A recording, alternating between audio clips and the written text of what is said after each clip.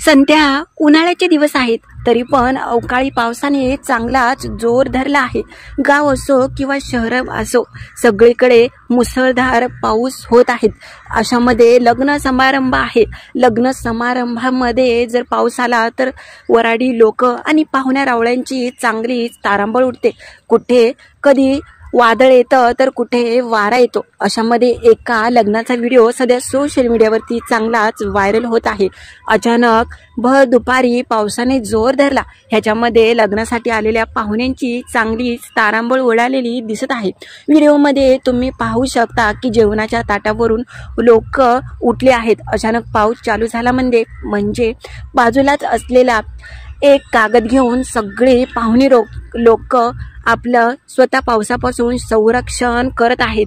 पाहुण्या लोकांची आणि नवरी नवरदेवांची चांगलीच तारांबळ झालेली दिसत आहेत।